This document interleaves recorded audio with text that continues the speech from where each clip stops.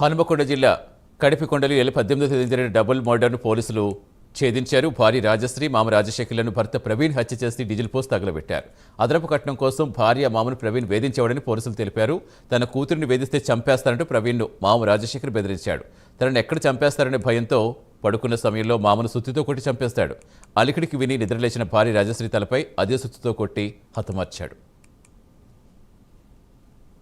ముందు రోజు అనగా బుధవారం నాడు ఉదయం ఆ రోజు 18th ఆ రోజు నాడు ఎర్లీ అవర్స్లో 3:29 సమయంలో ఒకటి పోలీస్ స్టేషన్కు 100 డయల్ వచ్చింది. 100 డయల్ వచ్చేసి కడిపికొండలోని రాజీవ్ గృహకల్ప, అది మడికొండ పోలీస్ స్టేషన్ పరిధికి వస్తుంది.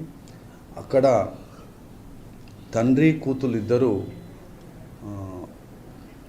తగలబడుతున్నారు, చనిపోయారు, తగలబడిపోయారు అని చెప్పేసి, ఇంకా స్టిల్ మంటలు వస్తున్నాయని చెప్పేసి వచ్చిన ఇన్ఫర్మేషన్ వెంటనే స్థానిక మడికొండ పోలీస్ ఇన్స్పెక్టర్ కిషన్ గారు వెంటనే ఇక్కడున్న బ్లూ కోల్ టీమ్స్ని, పెట్రోలింగ్ పార్టీని వెంటనే తరలించడం జరిగింది.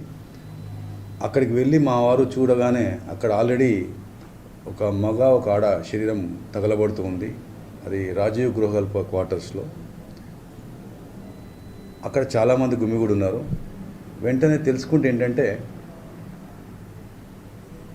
భాషపోయిన రాజశ్రీ, ఆమె వివాహిత, ఆమె యొక్క తండ్రి రాజశేఖర్ ఇద్దరు చనిపోయారు, ఇంకా మంటలు వస్తూనే ఉన్నాయి. ఆమె వివాహిత అని తెలిసింది. ఆ 100 డయల్ రావడం కంటే ముందు 108 అంబులెన్స్ కూడా ఇన్ఫర్మేషన్ వచ్చిందట. ఉగాది పండగ ముందు రోజు అనగా బుధవారం నాడు ఉదయం